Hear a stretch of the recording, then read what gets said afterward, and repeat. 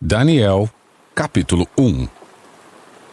No terceiro ano do reinado de Jeoaquim, em Judá, Nabucodonosor, rei da Babilônia, veio a Jerusalém e cercou a cidade. O Senhor lhe deu vitória sobre Jeoaquim, rei de Judá, e permitiu que levasse para a terra da Babilônia alguns dos utensílios sagrados do templo de Deus.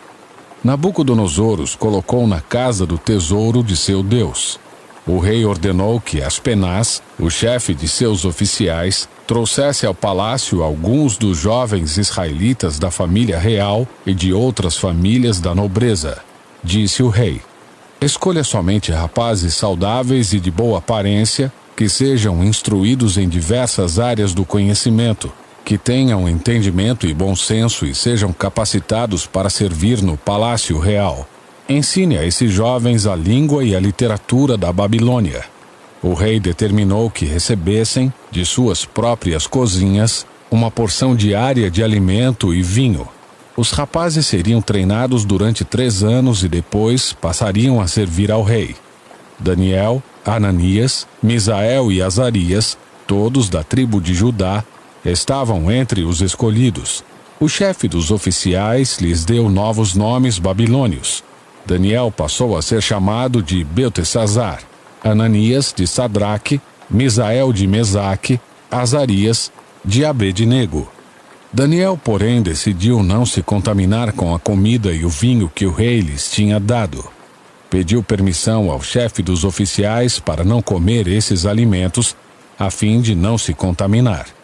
Deus havia feito que o chefe dos oficiais mostrasse compaixão e simpatia a Daniel.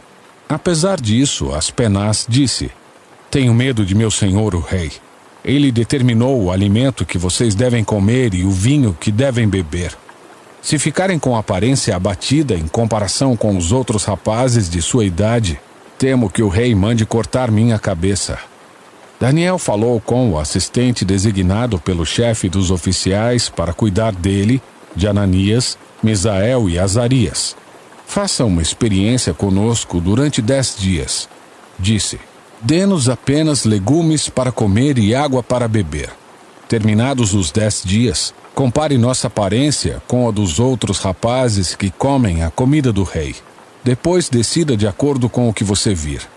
O assistente concordou com a sugestão e fez a experiência com eles durante 10 dias. Passados os 10 dias, Daniel e seus 3 amigos pareciam mais saudáveis e bem nutridos que os outros rapazes que se alimentavam da comida do rei. Depois disso, o assistente só lhes dava legumes em vez da comida e do vinho servidos aos outros. Deus concedeu aos 4 rapazes aptidão incomum para entender todos os aspectos da literatura e da sabedoria. E a Daniel concedeu a capacidade especial de interpretar sonhos e visões. Ao término do período de treinamento ordenado pelo rei, o chefe dos oficiais levou todos os rapazes a Nabucodonosor. O rei conversou com eles, e nenhum o impressionou tanto quanto Daniel, Ananias, Misael e Azarias. E assim passaram a servir ao rei. Sempre que o rei os consultava sobre alguma questão que exigia sabedoria e discernimento, observava que eles eram 10 vezes mais capazes que todos os magos e encantadores de seu reino. Daniel continuou no palácio até o 1º ano do reinado de Ciro. Capítulo 2. Certa noite, no 2º ano de seu reinado, Nabucodonosor teve sonhos tão perturbadores que não conseguiu mais dormir. Chamou seus magos, encantadores, feiticeiros e astrólogos e exigiu que lhe dissessem o que ele havia sonhado. Quando se apresentaram ao rei, ele disse: tive um sonho que muito me perturbou e preciso saber o que significa. Então os astrólogos responderam ao rei em aramaico: que o rei viva para sempre. Conte-nos o sonho e nós lhe diremos o que ele significa. O rei, porém, disse aos astrólogos: estou falando sério. Se não me disserem qual foi o sonho e o que ele significa, vocês serão despedaçados, e suas casas transformadas em montes de escombros. Mas se me disserem qual foi o sonho e o que ele significa, Lhes darei muitos presentes, muitas recompensas e honras. Portanto, digam-me qual foi o sonho e o que ele significa. Eles disseram novamente: Ó rei, conte-nos o sonho e então lhe diremos o que ele significa. O rei respondeu: Sei o que estão fazendo. Estão tentando ganhar tempo, pois sabem que falo sério quando digo: se não me contarem qual foi o sonho, estão condenados. Por isso conspiraram para me dizer mentiras, na esperança de que mudarei de ideia. Digam-me, porém, qual foi o sonho e então saberei que podem explicar o que ele significa. Os astrólogos responderam ao rei: Não há ninguém em toda a terra capaz de dizer ao rei qual foi seu sonho. E nenhum rei, por maior e mais poderoso que fosse, pediu algo assim a um mago, encantador ou astrólogo. É impossível cumprir a exigência do rei. Ninguém, exceto os deuses, pode dizer qual foi seu sonho. E os deuses não vivem entre os mortais. O rei ficou furioso e ordenou que todos os sábios da Babilônia fossem executados. E por causa do decreto do rei, foram enviados homens para encontrar Daniel e seus amigos e matá-los. Quando Arioque, comandante da guarda do rei, veio matá-los, Daniel se dirigiu a ele com sabedoria e prudência. Perguntou-lhe: por que o rei publicou um decreto tão severo? E Arioque lhe contou o que havia acontecido. Daniel foi ver o rei de imediato e pediu mais tempo para comunicar o significado do sonho. Em seguida, Daniel voltou para casa e contou a seus amigos Ananias, Misael e Azarias o que havia acontecido. Pediu que suplicassem ao Deus dos céus que tivesse misericórdia deles e lhes revelasse o segredo para que não fossem mortos com os outros sábios da Babilônia. Naquela noite, o segredo foi revelado a Daniel numa visão. Então Daniel louvou o Deus dos céus e disse: Louvado seja o nome de Deus para todos sempre, pois a ele pertencem a sabedoria e o poder. Ele muda o curso dos acontecimentos, remove reis de seus tronos e põe outros no lugar. Dá sabedoria aos sábios e conhecimento aos eruditos. Revela coisas profundas e misteriosas e sabe o que está escondido nas trevas, embora ele seja cercado de luz. Eu te agradeço e te louvo, ó Deus de meus antepassados, pois me deste sabedoria e força. Tu me mostraste o que te pedimos, revelaste o que o rei exigiu. Então Daniel foi falar com Arioque, a quem o rei havia ordenado que executasse os sábios da Babilônia. Não mate os sábios, disse. Leve-me ao rei e eu interpretarei o sonho dele. Sem demora, Arioque levou Daniel ao rei e disse: Encontrei um dos exilados de Judá que dirá ao rei o significado do sonho. O rei disse a Daniel, também chamado Beltesazar: Você pode mesmo me dizer qual foi meu sonho e o que ele significa? Daniel respondeu: Não existem sábios, encantadores, magos nem adivinhos capazes de revelar o segredo do rei. Mas há um Deus nos céus, que revela segredos, e ele mostrou ao rei Nabucodonosor o que acontecerá no futuro. Agora lhe direi qual foi o sonho e as visões que o rei teve enquanto estava deitado em sua cama. Enquanto o rei dormia, sonhou com acontecimentos futuros. Aquele que revela segredos lhe mostrou o que acontecerá. E eu sei o segredo de seu sonho, não porque sou mais sábio que os outros, mas porque Deus deseja que o rei entenda o que se passava em seu coração. Em sua visão, ó rei, havia à sua frente uma enorme estátua brilhante, e a aparência dela era assustadora. A cabeça da estátua era feita de ouro puro. O peito e os braços eram de prata. A barriga e os quadris eram de bronze. As pernas eram de ferro e os pés, uma mistura de ferro e barro cozido. Enquanto o rei observava, uma pedra foi cortada de uma montanha, mas não por mãos humanas. Ela atingiu os pés de ferro e barro e os despedaçou. Toda a estátua se desintegrou em minúsculos pedaços de ferro, barro, bronze, prata e ouro. Então o vento levou tudo, como se fosse palha na eira. Mas a pedra que derrubou a estátua se tornou uma grande montanha que cobriu toda a terra. Esse foi o sonho. Agora direi ao rei o que ele significa. ó rei. O Senhor é o maior de todos os reis. O Deus dos céus lhe deu soberania, poder, força e honra. Ele o fez governante de todo o mundo habitado e pôs até os animais selvagens e as aves debaixo de seu controle. O Senhor é a cabeça de ouro. Quando, porém, seu reino chegar ao fim, outro reino inferior ao seu se levantará em seu lugar. Depois que esse reino tiver caído, o terceiro reino, representado pelo bronze, se levantará para governar o mundo. Depois dele haverá o quarto reino, forte como ferro. Esse reino esmagará e despedaçará todos os impérios anteriores. Como ferro esmaga e despedaça tudo que ele atinge. Os pés e os dedos que o rei viu, uma mistura de ferro e barro cozido, mostram que esse reino será dividido. Como ferro misturado com barro, ele terá um tanto da força do ferro. Algumas partes serão fortes como o ferro, mas outras serão fracas como o barro. A mistura de ferro e barro também mostra que esses reinos tentarão se fortalecer ao formar alianças entre si por meio de casamentos. Contudo, não permanecerão unidos, da mesma forma que o ferro não se une ao barro.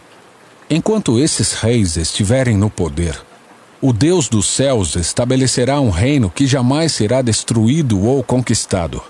Reduzirá os outros reinos a nada e permanecerá para sempre.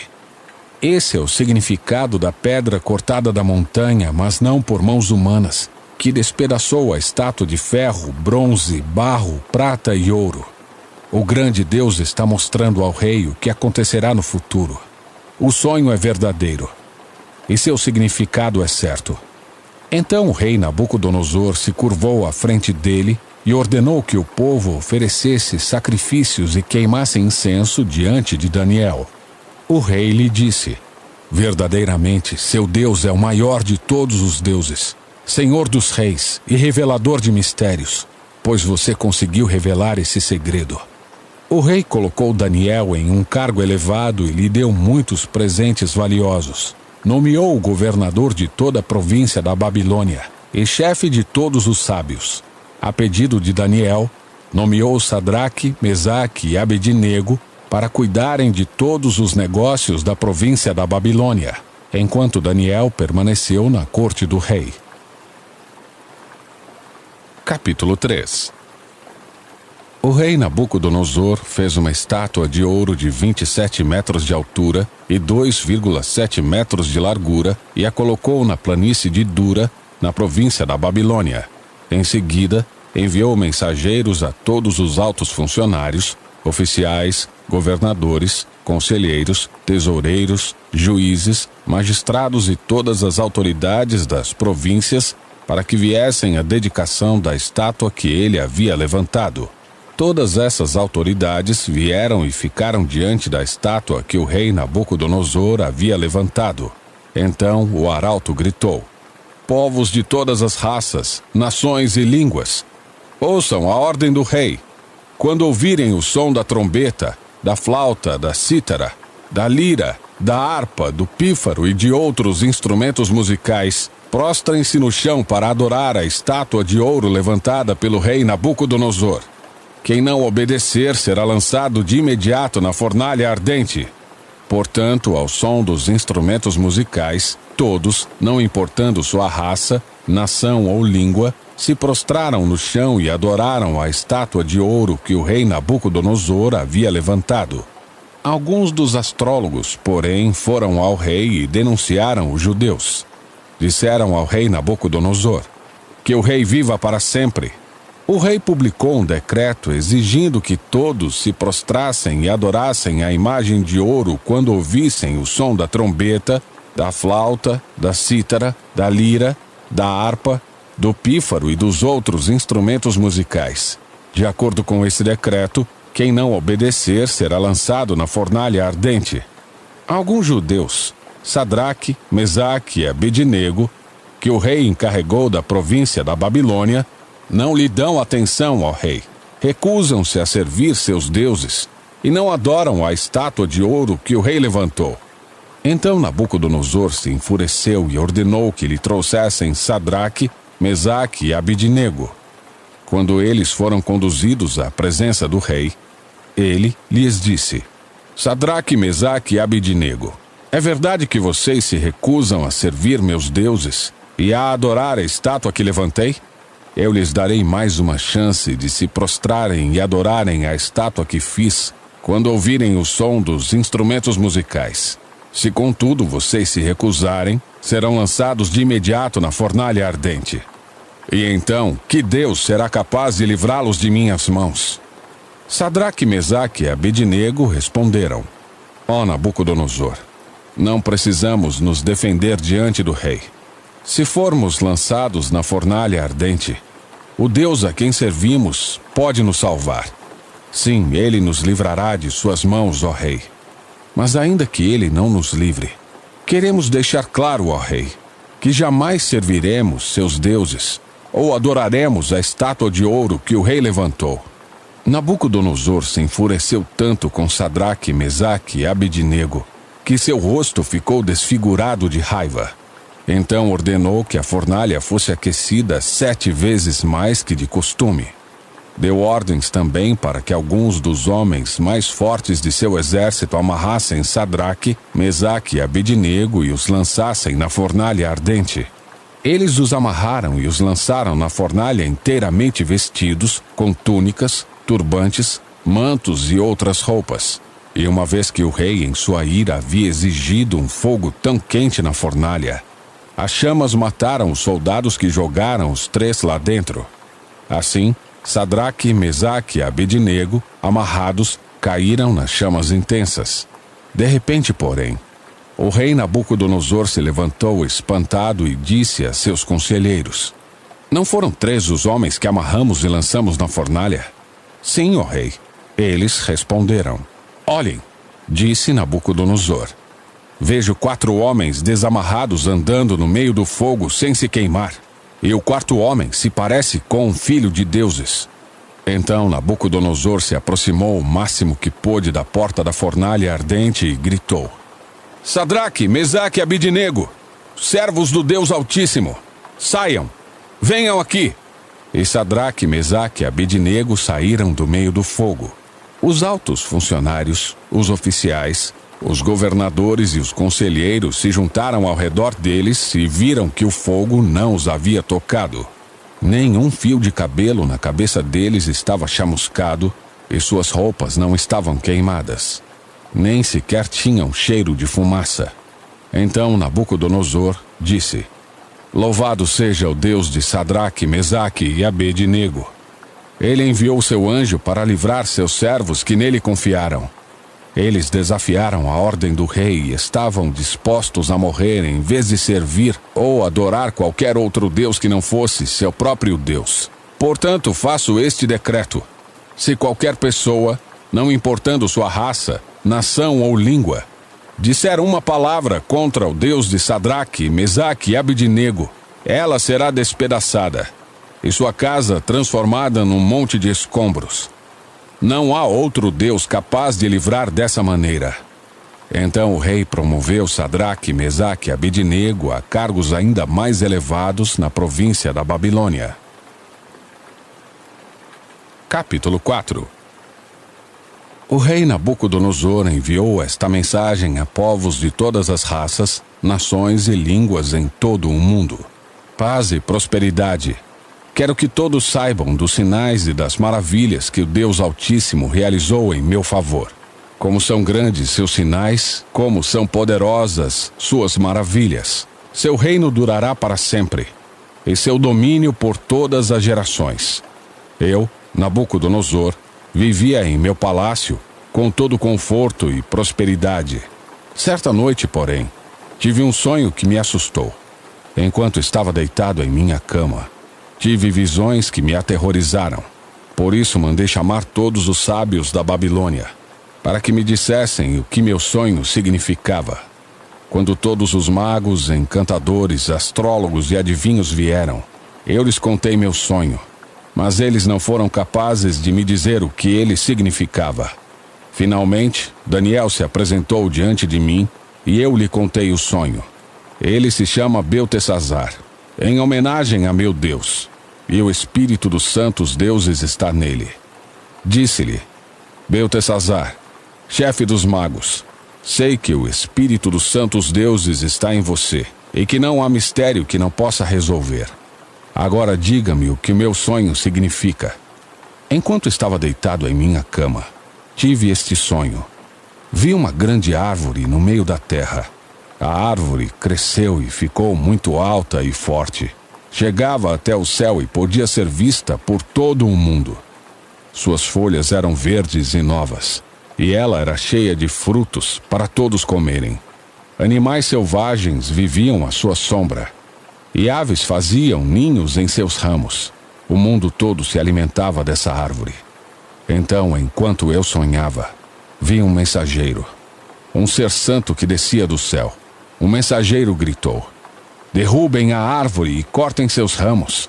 Arranquem suas folhas e espalhem seus frutos. Espantem os animais selvagens de sua sombra e as aves de seus ramos. Mas deixem na terra o toco, com suas raízes, preso com um anel de ferro e bronze e cercado da relva verde. Que seja molhado pelo orvalho do céu e viva com os animais selvagens, em meio às plantas do campo. Durante 7 períodos terá a mente de um animal selvagem em vez de mente humana. Por isso foi decretado pelos mensageiros, foi ordenado pelos seres santos, para que todos saibam que o Altíssimo domina sobre os reinos do mundo. Ele os dá a quem quer, até mesmo a pessoa mais humilde. Beltesazar, esse foi o sonho que eu, o rei Nabucodonosor, tive. Agora diga-me o que ele significa, pois nenhum dos sábios de meu reino foi capaz de interpretá-lo. Mas você pode fazê-lo, pois o espírito dos santos deuses está em você. Ao ouvir isso, Daniel, também chamado Beltesazar, ficou atônito por algum tempo, atemorizado com o significado do sonho. Então o rei lhe disse: Beltesazar, não se assuste com o sonho, nem com o seu significado. Beltesazar respondeu: meu senhor gostaria que os acontecimentos pronunciados nesse sonho ocorressem a seus inimigos, e não ao rei. A árvore que o rei viu crescia e ficava alta e forte. Chegava até o céu e podia ser vista por todo o mundo. Tinha folhas verdes e novas e era cheia de frutos para todos comerem. Animais selvagens viviam à sua sombra, e aves faziam ninhos em seus ramos. Essa árvore é o próprio rei, pois o rei cresceu e se tornou forte e grande. Sua grandeza chega até o céu, e seu domínio até os confins da terra.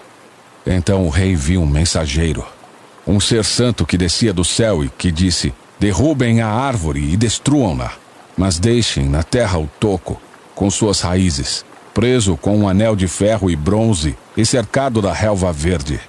Que seja molhado pelo orvalho do céu, e viva com os animais do campo por 7 períodos. Este é o significado do sonho, ó rei. O que o Altíssimo declarou que acontecerá a meu senhor o rei. O rei será expulso do convívio humano e viverá nos campos, com os animais selvagens. Comerá capim como os bois e será molhado pelo orvalho do céu.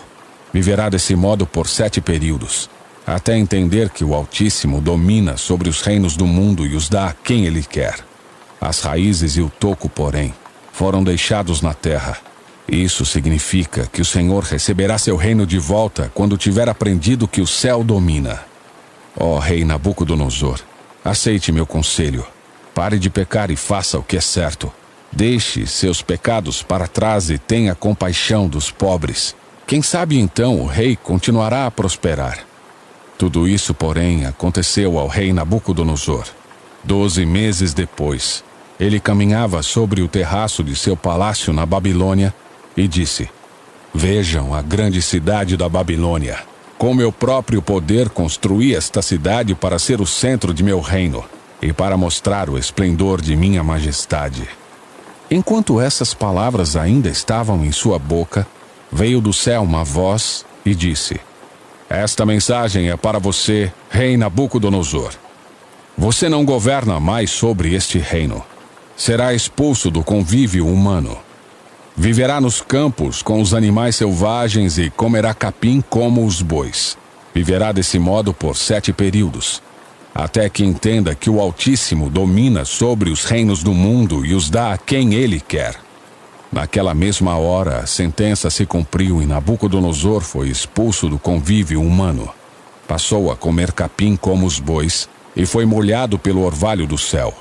Viveu desse modo até seu cabelo crescer como as penas das águias e suas unhas se parecerem com garras de pássaros. Passado esse tempo, eu, Nabucodonosor, olhei para o céu. Minha sanidade voltou. Louvei e adorei o Altíssimo e honrei aquele que vive para sempre. Seu domínio é para sempre.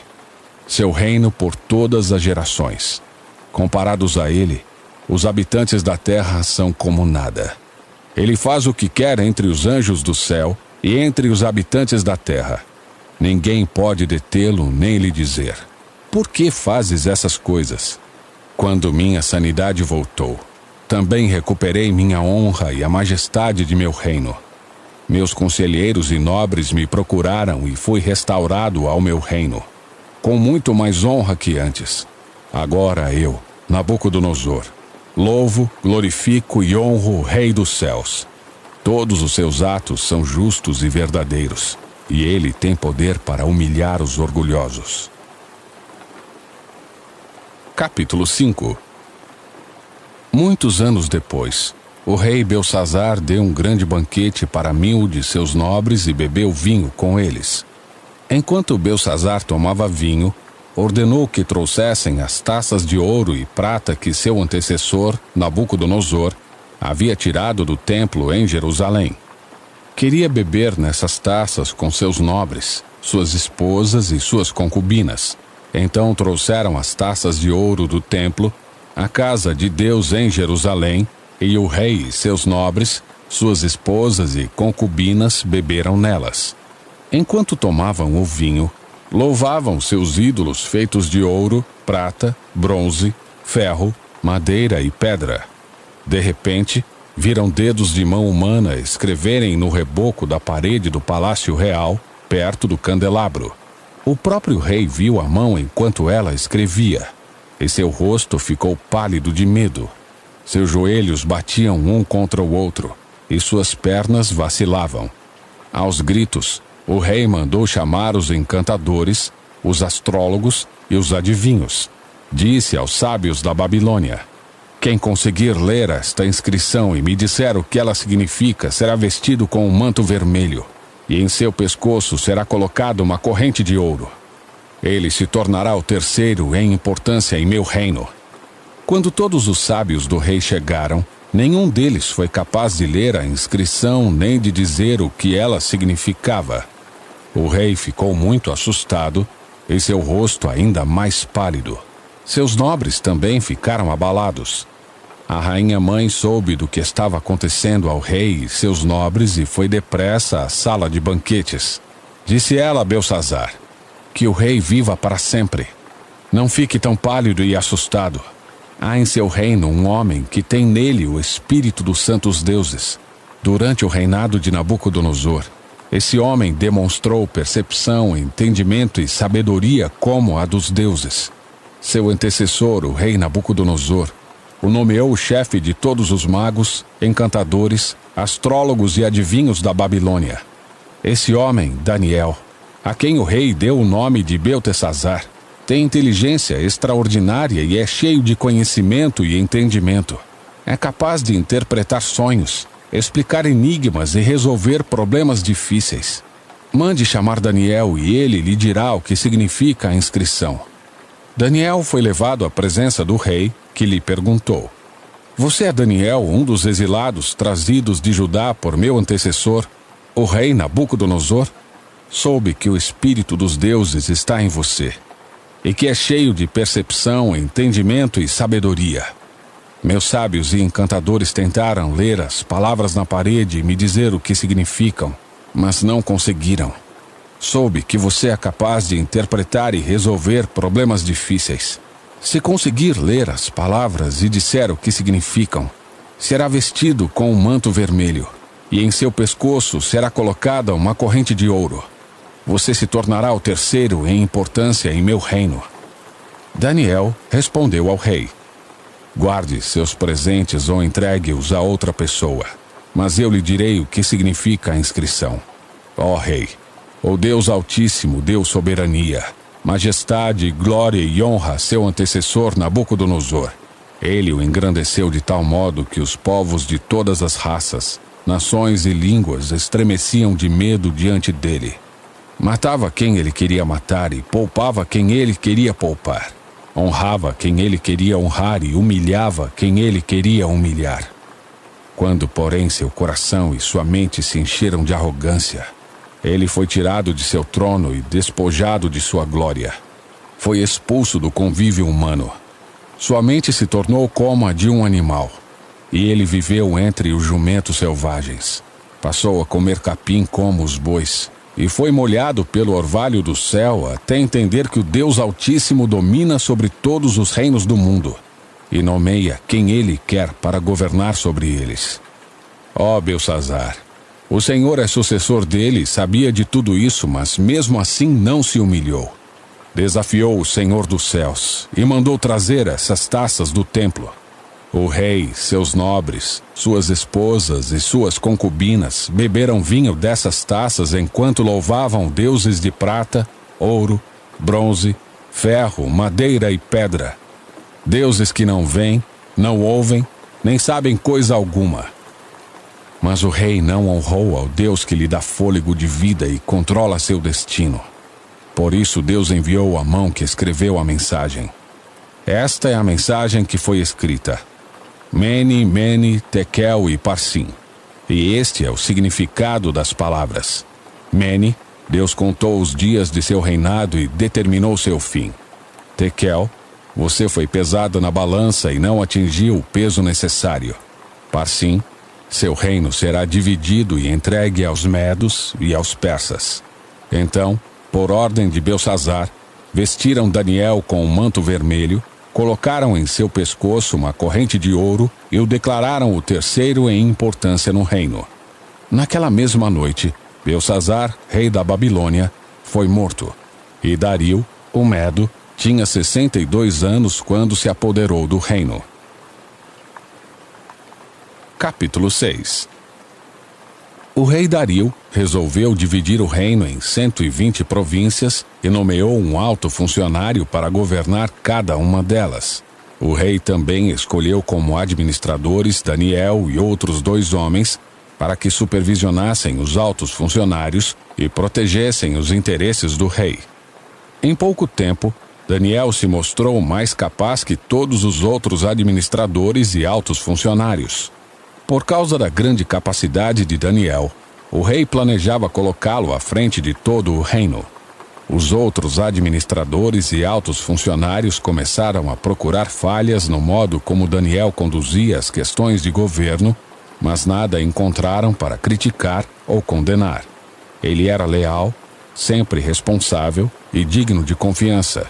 Por isso concluíram: nossa única chance de encontrar algum motivo para acusar Daniel será em relação às leis de seu Deus. Então os administradores e os altos funcionários foram até o rei e lhe disseram: que o rei Dario viva para sempre. Nós, administradores, oficiais, altos funcionários, conselheiros e governadores, estamos todos de acordo que o rei deve decretar uma lei a ser cumprida rigorosamente. Dê ordens para que nos próximos 30 dias, qualquer pessoa que orar a alguém, divino ou humano, exceto ao rei, seja lançada na cova dos leões. Agora, ó rei, decrete e assine essa lei para que não possa ser mudada, como lei oficial dos medos e dos persas, que não pode ser revogada. E o rei Dario assinou a lei. Quando Daniel soube que a lei tinha sido assinada, foi para casa e, como de costume, ajoelhou-se no quarto no andar de cima, com as janelas abertas na direção de Jerusalém. Orava 3 vezes por dia e dava graças a seu Deus. Os oficiais foram juntos à casa de Daniel e o encontraram orando e pedindo ajuda a Deus. Então foram diretamente ao rei e o lembraram da lei. O rei não assinou um decreto ordenando que qualquer um que orasse a alguém, divino ou humano, exceto ao rei, fosse lançado na cova dos leões? Sim, respondeu o rei. Essa decisão está em vigor. É uma lei oficial dos medos e dos persas, que não pode ser revogada. Então disseram ao rei: aquele homem, Daniel, um dos exilados de Judá, não dá importância ao rei nem à sua lei. Continua a orar ao Deus dele 3 vezes por dia. Quando o rei ouviu isso, ficou muito angustiado e procurou uma forma de salvar Daniel. Passou o resto do dia pensando num modo de livrá-lo dessa situação. À noite, os homens foram juntos ao rei e disseram: ó rei, o senhor sabe que, conforme a lei dos medos e dos persas, nenhum decreto que o rei assina pode ser revogado. Por fim, o rei deu ordens para que Daniel fosse preso e lançado na cova dos leões. O rei lhe disse: que seu Deus, a quem você serve fielmente, o livre. Então trouxeram uma pedra e a colocaram sobre a abertura da cova.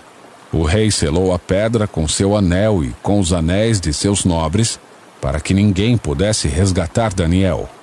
O rei voltou a seu palácio e passou a noite em jejum. Não quis nenhum dos divertimentos habituais e não conseguiu dormir a noite inteira. De manhã bem cedo, levantou-se e foi apressadamente à cova dos leões.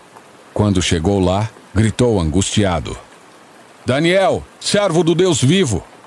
O Deus a quem você serve tão fielmente pôde livrá-lo dos leões? Daniel respondeu: que o rei viva para sempre!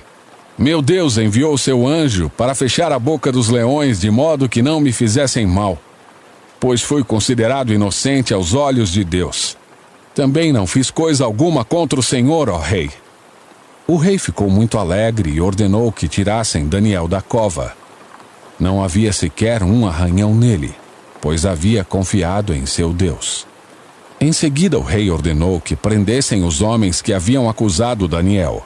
Ordenou que fossem lançados na cova dos leões, junto com suas esposas e seus filhos. Os leões os atacaram e os despedaçaram antes que chegassem ao fundo da cova.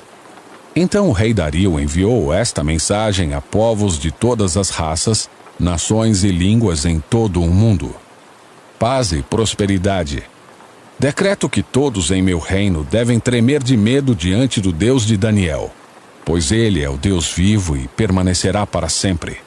Seu reino jamais será destruído e seu domínio não terá fim. Ele livra e salva seu povo. Realiza sinais e maravilhas nos céus e na terra. Foi ele que livrou Daniel do poder dos leões. Assim, Daniel prosperou durante o reinado de Dario e durante o reinado de Ciro, o persa. Capítulo 7. Anteriormente, durante o 1º ano do reinado de Belsazar, rei da Babilônia, Daniel teve um sonho e visões enquanto estava deitado em sua cama. Escreveu o que havia sonhado e foi isto que viu. Naquela noite, em minha visão, eu, Daniel, vi uma tempestade que agitava o grande mar, com ventos fortes que sopravam de todas as direções. Então saíram da água 4 bestas enormes, cada uma diferente das demais. A primeira besta era como um leão com asas de águia.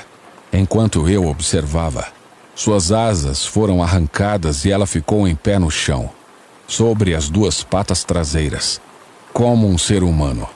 Ele foi dada a mente humana. Vi então a segunda besta, e ela se parecia com um urso. Levantou-se sobre um dos lados e tinha na boca, entre os dentes, 3 costelas. Ele foi dito: levante-se, devore a carne de muitos. Em seguida, surgiu a terceira dessas bestas, que se parecia com um leopardo. Tinha 4 asas de ave nas costas e 4 cabeças. Ele foi dada grande autoridade. Então, em minha visão naquela noite, vi uma 4ª besta, terrível, assustadora e muito forte. Devorava e despedaçava suas vítimas com grandes dentes de ferro e esmagava os restos debaixo de seus pés. Era diferente das outras 3 e tinha 10 chifres. Enquanto eu olhava para os chifres, de repente apareceu no meio deles outro chifre pequeno. 3 dos chifres maiores foram arrancados pela raiz para dar lugar a ele. Esse chifre pequeno tinha olhos, como de homem. e uma boca que falava com arrogância. Enquanto eu observava, foram colocados alguns tronos, e o ancião se sentou para julgar. Suas roupas eram brancas como a neve, e seu cabelo como a mais pura lã. Sentava-se num trono de fogo, com rodas de chamas ardentes, e um rio de fogo brotava de sua presença. Milhões de anjos o serviam. Muitos milhões estavam diante dele. O tribunal iniciou o julgamento, e os livros foram abertos.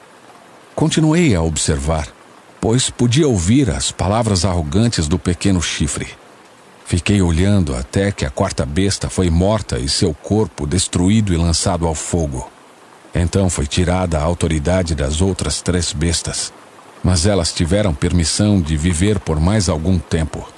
Depois, em minha visão naquela noite, vi alguém semelhante a um filho de homem vindo com as nuvens do céu. Ele se aproximou do ancião e foi conduzido à sua presença. Recebeu autoridade, honra e soberania, para que povos de todas as raças, nações e línguas lhe obedecessem. Seu domínio é eterno, não terá fim. Seu reino jamais será destruído. Eu, Daniel, fiquei perturbado com tudo que tinha visto, e minhas visões me aterrorizaram. Por isso, aproximei-me de um dos que estavam em pé junto ao trono e perguntei o que tudo aquilo significava. Ele explicou: essas 4 grandes bestas representam 4 reinos que surgirão da terra. No final, porém, o reino será entregue ao povo santo do Altíssimo, e eles dominarão para todo o sempre. Então eu quis saber o verdadeiro significado da quarta besta, tão diferente das demais e tão aterrorizante. Ela havia devorado e despedaçado suas vítimas com dentes de ferro e garras de bronze, e esmagado os restos com os pés. Também quis saber sobre os 10 chifres em sua cabeça e o pequeno chifre que surgiu depois e derrubou 3 dos outros chifres. Esse chifre parecia mais forte que os demais, e tinha olhos humanos e uma boca que falava com arrogância. Enquanto eu observava, esse chifre guerreava contra o povo santo de Deus e o derrotava, até que o ancião, o Altíssimo, veio e pronunciou a sentença em favor de seu povo santo. Então chegou o tempo de o povo santo tomar posse do reino. Depois ele me disse: a quarta besta é o 4º reino que dominará a terra, e será diferente de todos os outros. Devorará o mundo inteiro, pisoteará e esmagará tudo que estiver em seu caminho. Seus 10 chifres são 10 reis que governarão esse império. Então surgirá outro rei, diferente dos 10, que subjugará 3 reis. Ele desafiará o Altíssimo e oprimirá o povo santo do Altíssimo. Tentará mudar suas festas sagradas e suas leis. E eles serão colocados sob o controle dele por um tempo, tempos e meio tempo. Contudo, o tribunal o julgará e todo o seu poder será tirado e completamente destruído.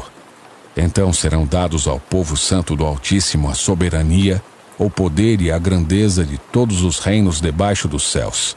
O reino do Altíssimo permanecerá para sempre, e todos os governantes o servirão e lhe obedecerão. Assim terminou a visão. Eu, Daniel, fiquei aterrorizado por causa de meus pensamentos e meu rosto ficou pálido de medo, mas não contei essas coisas a ninguém. Capítulo 8. Durante o 3º ano do reinado de Belsazzar, eu, Daniel, tive outra visão, depois da primeira. Nessa visão eu estava na fortaleza de Suzã, na província de Elão, em pé junto ao rio Ulai. Quando levantei os olhos, vi um carneiro com 2 chifres compridos, em pé junto ao rio. Um dos chifres era mais comprido que o outro, embora tivesse crescido depois do outro. O carneiro dava chifradas em tudo em seu caminho para o oeste, para o norte e para o sul, e ninguém conseguia detê-lo nem ajudar suas vítimas. Ele fazia o que queria e se tornou muito poderoso. Enquanto eu observava, de repente um bode surgiu do oeste e atravessou a terra com tanta rapidez que nem sequer tocou o chão. Esse bode, que tinha um chifre enorme entre os olhos, foi na direção do carneiro de 2 chifres que eu tinha visto em pé junto ao rio e avançou sobre ele cheio de fúria. O bode atacou o carneiro furiosamente e o atingiu com um golpe que quebrou seus 2 chifres. O carneiro ficou sem forças para resistir, e o bode o derrubou e o pisoteou. Ninguém foi capaz de livrar o carneiro do poder do bode. O bode se tornou muito poderoso, mas, no auge de seu poder, seu grande chifre foi quebrado. No lugar dele nasceram 4 chifres proeminentes, que apontavam para as 4 direções da terra. Então, de um dos chifres proeminentes, surgiu um pequeno chifre, cujo poder se tornou muito grande. Estendeu-se para o sul e para o leste e em direção à terra gloriosa. Seu poder chegou aos céus, onde atacou o exército celestial. Lançou à terra alguns do exército e algumas das estrelas, e os pisoteou. Chegou a desafiar o comandante do exército celestial, ao suspender os sacrifícios diários oferecidos a ele e destruir seu templo. Ao exército celestial não foi permitido reagir a essa rebelião. Portanto, o sacrifício diário foi interrompido e a verdade derrotada. O chifre teve êxito em tudo que fez. Então ouvi 2 seres santos conversando entre si. Um deles perguntou: quanto tempo durarão os acontecimentos dessa visão? Até quando a rebelião que causa profanação impedirá os sacrifícios diários? Até quando o templo e o exército celestial serão pisoteados? O outro respondeu: levará 2.300 tardes e manhãs. Então o templo será restaurado. Enquanto eu, Daniel, tentava entender o significado dessa visão, alguém que parecia um homem parou diante de mim e ouvi uma voz humana vinda do rio Ulai gritar: Gabriel, explique a este homem o significado da visão. Quando Gabriel se aproximou de onde eu estava, fiquei tão aterrorizado que me prostrei com o rosto no chão. Ele disse: filho de homem, você precisa entender que os acontecimentos da visão se referem ao tempo do fim. Enquanto ele falava, desmaiei e caí com o rosto no chão. Gabriel me despertou com um toque e me ajudou a ficar em pé. Então ele disse: estou aqui para lhe contar o que acontecerá depois, no tempo da ira, pois aquilo que você viu se refere ao fim dos tempos. O carneiro com 2 chifres representa os reis da Média e da Pérsia. O bode peludo representa o rei da Grécia. E o grande chifre entre os olhos dele representa o primeiro rei do Império Grego. Os 4 chifres proeminentes que apareceram no lugar do chifre grande mostram que o Império Grego se dividirá em 4 reinos, mas nenhum deles será tão grande quanto o primeiro. No final de seu reinado, quando o pecado estiver no auge, subirá ao poder um rei feroz, mestre de intrigas. Ele se tornará muito forte, mas não por seu próprio poder. Causará terrível destruição e terá êxito em tudo o que fizer. Destruirá líderes poderosos e devastará o povo santo. Será um mestre do engano e se tornará arrogante. Destruirá muitos sem aviso. Chegará a enfrentar na batalha o príncipe dos príncipes, mas será quebrado, embora não por força humana. Essa visão das 2.300 tardes e manhãs é verdadeira. Guarde, porém, a visão em segredo, pois esses acontecimentos só ocorrerão depois de muito tempo. Então eu, Daniel, fiquei abatido e doente por vários dias. Depois, levantei-me e voltei a tratar dos negócios do rei. Mas a visão me deixou muito perturbado e não consegui entendê-la. Capítulo 9. Era o 1º ano do reinado de Dario, o Medo, filho de Assuero, que se tornou rei dos babilônios. Nesse 1º ano, eu, Daniel, ao estudar a palavra do Senhor revelada ao profeta Jeremias, compreendi que Jerusalém devia permanecer desolada por 70 anos. Então me voltei para o Senhor Deus e supliquei a Ele com oração e jejum. Também vesti pano de saco e coloquei cinzas sobre a cabeça. Orei ao Senhor meu Deus e confessei: ó Senhor, és Deus grande e temível. Tu guardas tua aliança de amor leal para com os que te amam e obedecem a teus mandamentos. Contudo, nós pecamos e fizemos o mal. Fomos rebeldes contra ti e desprezamos teus mandamentos e estatutos. Não demos ouvidos a teus servos, os profetas, que falaram em teu nome a nossos reis, príncipes, antepassados e a todo o povo da terra. Senhor, tu és justo. Mas como vês, nosso rosto está coberto de vergonha. Todos estamos envergonhados, incluindo os habitantes de Judá e de Jerusalém e todo Israel, espalhados em lugares próximos e distantes, para onde tu nos enviaste por causa de nossa deslealdade contigo. Ó Senhor, nós, nossos reis, príncipes e antepassados estamos cobertos de vergonha porque pecamos contra ti. Mas o Senhor nosso Deus é misericordioso e perdoador, embora tenhamos nos rebelado contra ele. Não obedecemos ao Senhor nosso Deus, pois não seguimos as leis que ele nos deu por meio de seus servos, os profetas. Todo Israel desobedeceu às tuas leis, desviou-se e não quis ouvir tua voz. Por isso agora as maldições solenes e os juízos escritos na lei de Moisés, servo de Deus, foram derramados sobre nós por causa de nosso pecado. Tu cumpriste tua palavra e fizeste conosco e com nossos governantes exatamente como havias advertido. Nunca houve calamidade tão terrível quanto a que aconteceu em Jerusalém. Todas as maldições escritas contra nós na lei de Moisés se cumpriram. E, no entanto, não quisemos buscar a misericórdia do Senhor nosso Deus. Não nos afastamos de nossos pecados, nem reconhecemos sua verdade.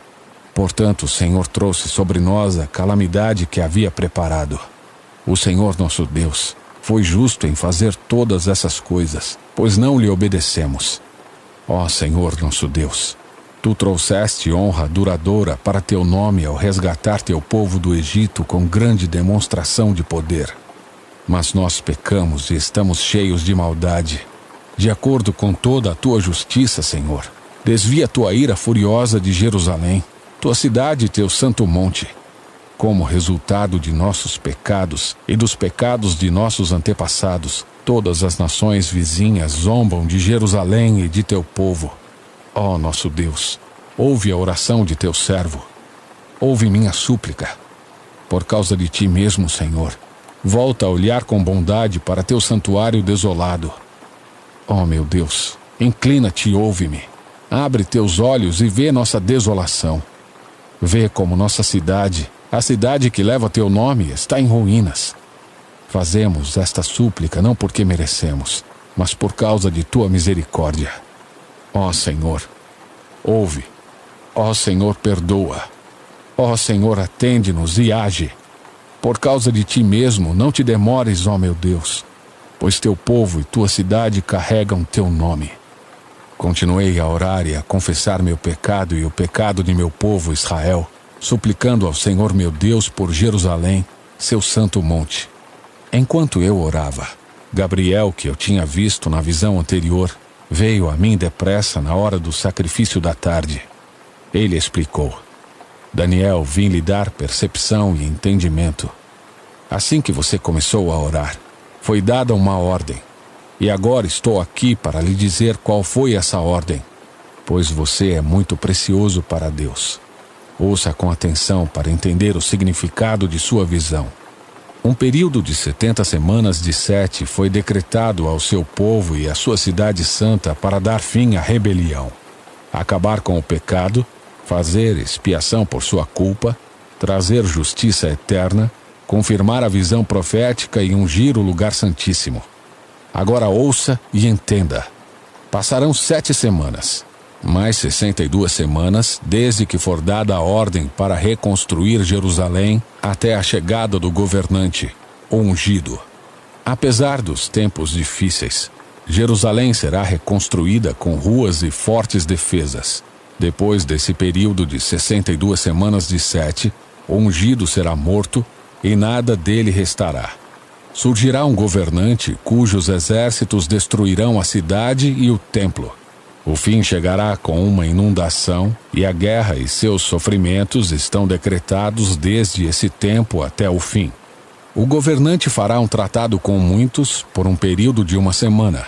Mas depois da metade desse tempo ele acabará com os sacrifícios e com as ofertas. E numa parte do templo ele colocará uma terrível profanação, até que o destino declarado para esse profanador seja finalmente derramado sobre ele. Capítulo 10. No terceiro ano do reinado de Ciro, rei da Pérsia, Daniel, também chamado Beltesazar, teve outra visão. Ele entendeu que essa visão era verdadeira e se referia a certos acontecimentos que ocorreriam no futuro, tempos de guerra e de grande dificuldade. Eu, Daniel, recebi essa visão depois de passar 3 semanas de luto. Durante todo esse tempo, não havia comido nada saboroso. Não tinha provado nenhuma carne e nenhum vinho e não tinha usado nenhuma loção perfumada até passarem as 3 semanas. Em 23 de abril daquele ano, estava em pé próximo ao grande rio Tigre. Levantei os olhos e vi um homem vestido com roupas de linho e um cinto de ouro puro. Seu corpo era semelhante a uma pedra preciosa. Seu rosto faiscava como relâmpago, e seus olhos eram como tochas acesas. Seus braços e seus pés brilhavam como bronze polido, e sua voz era como o som de uma grande multidão. Somente eu, Daniel, tive essa visão. Os homens que estavam comigo não viram coisa alguma. De repente, porém, eles se encheram de terror e correram para se esconder. Assim, fiquei ali sozinho e tive essa visão extraordinária. Perdi as forças, fiquei muito pálido e quase desfaleci. Então ouvi o homem falar e, ao som de sua voz, perdi os sentidos e fiquei ali estendido, com o rosto no chão. Nesse instante, a mão de alguém me tocou e me pôs, ainda trêmulo, sobre minhas mãos e meus joelhos. E o homem me disse: Daniel, você é muito precioso para Deus. Por isso ouça com atenção o que tenho a lhe dizer. Levante-se, pois fui enviado a você. Quando ele me disse isso, me levantei ainda tremendo. Em seguida ele disse: Não tenha medo, Daniel, pois desde o primeiro dia em que você começou a orar por entendimento e a se humilhar diante de seu Deus, seu pedido foi ouvido. Eu vim em resposta à sua oração. Por 21 dias, porém, o príncipe do reino da Pérsia me impediu. Então Miguel, um dos príncipes mais importantes, veio me ajudar e eu o deixei ali com os reis da Pérsia. Agora estou aqui para explicar o que acontecerá com seu povo no futuro, pois essa visão se refere a um tempo que ainda está por vir. Enquanto ele falava comigo, eu olhava para o chão, sem conseguir dizer uma única palavra. Então aquele que se parecia com um homem tocou meus lábios, e eu abri a boca e comecei a falar. Disse aquele que estava diante de mim: Meu senhor, estou angustiado por causa da visão que tive, e me sinto muito fraco. Como é possível alguém como eu, seu servo, falar com meu senhor? Minhas forças se foram e mal consigo respirar. Então aquele que se parecia com um homem tocou em mim novamente, e senti minhas forças voltarem.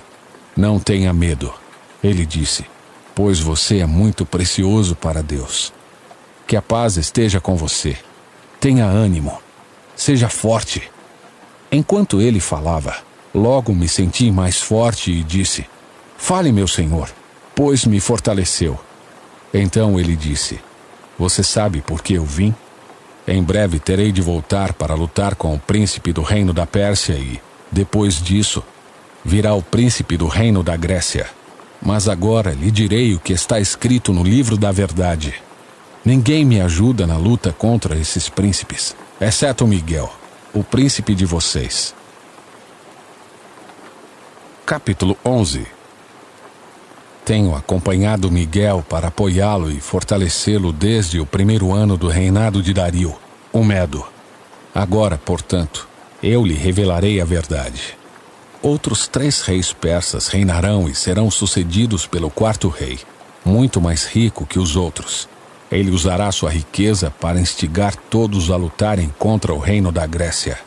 Então surgirá um rei poderoso, que governará com grande autoridade e realizará tudo o que desejar fazer.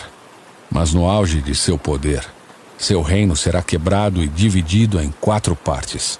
Não será governado pelos descendentes do rei, e o reino não terá a mesma autoridade de antes, pois seu império será arrancado fora e entregue a outros. O rei do sul se tornará poderoso, mas um de seus oficiais se tornará ainda mais poderoso e governará seu reino com grande força. Alguns anos depois, será formada uma aliança entre o rei do norte e o rei do sul. A filha do rei do sul se casará com o rei do norte para garantir a aliança, mas tanto ela como seu pai perderão a influência sobre ele. Ela será abandonada junto com aqueles que a apoiam. Mas, quando um de seus parentes se tornar o rei do sul, ele reunirá um exército, entrará na fortaleza do rei do norte e o derrotará. Quando ele voltar ao Egito, levará os ídolos deles, e também objetos valiosos de ouro e prata. Por alguns anos, deixará o rei do norte em paz. Mais tarde, o rei do norte invadirá o reino do sul, mas logo voltará para sua terra. Os filhos do rei do norte, porém, reunirão um exército poderoso que avançará como uma inundação e levará a batalha até a fortaleza do inimigo. Enfurecido, o rei do sul sairá para lutar contra o grande exército reunido pelo rei do norte e o derrotará. Depois que o exército inimigo for vencido, o rei do sul se tornará orgulhoso e executará muitos milhares de inimigos. Sua vitória, porém, não durará muito tempo. Alguns anos depois, o rei do norte voltará com um exército bem equipado, muito maior que antes. Nessa ocasião, haverá uma rebelião geral contra o rei do sul. Homens violentos de seu povo, Daniel, se juntarão a eles em cumprimento desta visão, mas serão derrotados. Então o rei do norte virá e cercará uma cidade fortificada e a conquistará. Nem as melhores tropas do sul conseguirão resistir a esse ataque. O rei do norte continuará a avançar sem oposição. Ninguém será capaz de resistir-lhe. Ele se deterá na terra gloriosa, decidido a destruí-la. Fará planos de vir com a força de todo o seu reino e formará uma aliança com o rei do sul. Dará sua filha em casamento a fim de derrubar o reino, mas seu plano falhará. Depois disso, voltará sua atenção para o litoral e conquistará muitas cidades. No entanto, um comandante de outra terra acabará com sua insolência e o fará retirar-se envergonhado. Ele se refugiará em sua própria fortaleza, mas tropeçará e nunca mais será visto. Seu sucessor enviará um cobrador de impostos para manter o esplendor real. Depois de um breve reinado, porém, ele morrerá, mas não como resultado de ira nem na batalha. O próximo a subir ao poder será um homem desprezível, que não faz parte da linhagem real. Ele se infiltrará quando menos se espera e assumirá o controle do reino por meio de intrigas. Diante dele, grandes exércitos serão arrasados, incluindo um príncipe da aliança. Com promessas enganosas, fará várias alianças. Apesar de ter apenas um punhado de seguidores, ele se tornará forte. Sem aviso, entrará nas regiões mais ricas da terra e distribuirá entre seus seguidores o despojo e os bens dos ricos, coisa que seus antecessores nunca fizeram. Fará planos para conquistar fortalezas, mas isso durará pouco tempo. Então juntará coragem e reunirá um grande exército contra o rei do sul. Este sairá para a batalha, mas de nada adiantará, pois haverá conspirações contra ele. Sua derrota será causada por gente de sua própria confiança. Seu exército será arrasado e muitos serão mortos. Decididos a fazer o mal, esses reis tentarão enganar um ao outro enquanto estiverem à mesa de negociações. Mas isso não fará diferença alguma, pois o fim chegará no tempo determinado. O rei do norte voltará para casa com muitas riquezas. No caminho, ele se colocará contra o povo da Santa Aliança e fará grandes estragos antes de seguir viagem. Então, no tempo determinado, ele voltará a invadir o sul. Mas dessa vez o resultado será diferente. Ele se assustará com os navios de guerra do litoral oeste e voltará para casa. Então descarregará sua ira sobre o povo da Santa Aliança e recompensará os que abandonarem a aliança. Seu exército tomará a fortaleza do templo, contaminará o santuário, acabará com os sacrifícios diários e colocará ali uma terrível profanação. Ele usará de adulação e conquistará os que violaram a aliança. Mas aqueles que conhecem seu Deus serão fortes e resistirão. Líderes sábios instruirão a muitos, mas esses mestres morrerão pela espada e pelo fogo, ou serão capturados e saqueados. Durante essas perseguições, receberão pouca ajuda, e muitos que se juntarem a eles não serão sinceros. Alguns dos sábios serão vítimas de perseguição e, desse modo, serão refinados, purificados e limpos até o tempo do fim, pois o tempo determinado ainda está por vir. O rei fará o que bem entender. Se exaltará, afirmará ser maior que todos os deuses e chegará a blasfemar contra o Deus dos deuses. Terá êxito, mas apenas até que se complete o tempo da ira, pois aquilo que foi determinado certamente acontecerá. Ele não respeitará os deuses de seus antepassados, nem o Deus preferido das mulheres, nem Deus algum, pois dirá que é maior que todos eles. Em lugar deles, adorará o Deus da fortaleza, um Deus que seus antepassados não conheceram, e lhe dará honras com ouro, prata, pedras preciosas e presentes caros. Dizendo contar com a ajuda desse Deus estrangeiro, atacará as fortalezas mais poderosas. Honrará os que se sujeitarem a ele. Os nomeará para cargos de autoridade e dividirá a terra entre eles como recompensa. Então, no tempo do fim, o rei do sul lutará contra o rei do norte. O rei do norte atacará com carros de guerra e seus condutores e com muitos navios. Invadirá várias terras e as arrasará como uma inundação. Entrará na terra gloriosa e muitas nações cairão. Mas Moabe, Edom e a maior parte de Amon escaparão. Ele conquistará muitos países, e nem mesmo o Egito escapará. Tomará para si o ouro, a prata e os tesouros do Egito, e os líbios e os etíopes serão seus servos. Mas então chegarão notícias do leste e do norte que o deixarão alarmado, e ele partirá enfurecido para destruir e aniquilar muitos. Armará suas tendas entre o Monte Santo e Glorioso e o mar. Enquanto estiver lá, porém, chegará a seu fim, e ninguém o ajudará. Capítulo 12. Nessa época, Miguel, o grande príncipe que guarda seu povo, se levantará. Haverá um tempo de angústia como nunca houve desde que as nações vieram a existir. Nesse tempo, porém, todos de seu povo que tiverem o nome escrito no livro serão salvos. Muitos dos que estão mortos e enterrados ressuscitarão. Alguns para a vida eterna e outros para a vergonha e a desonra eterna. Os sábios brilharão intensamente como o esplendor do céu, e os que conduzem muitos à justiça resplandecerão como estrelas, para sempre. Mas você, Daniel, mantenha esta profecia em segredo. Cele o livro até o tempo do fim, quando muitos correrão de um lado para o outro e o conhecimento aumentará. Então eu, Daniel, olhei e vi 2 outros em pé em margens opostas do rio. Um deles perguntou ao homem vestido de linho, que agora estava sobre o rio: quanto tempo passará até que terminem esses acontecimentos espantosos? O homem vestido de linho que estava sobre o rio levantou as 2 mãos em direção ao céu, pronunciou um juramento solene àquele que vive para sempre e disse: passará um tempo, tempos e meio tempo. Quando o povo santo finalmente for quebrado, todas essas coisas se cumprirão. Ouvi o que ele disse, mas não entendi o significado. Por isso perguntei: meu senhor, como estas coisas terminarão? Ele respondeu: agora vá, Daniel, pois aquilo que eu disse será mantido em segredo e selado até o tempo do fim. Muitos serão purificados, limpos e refinados por essas provações.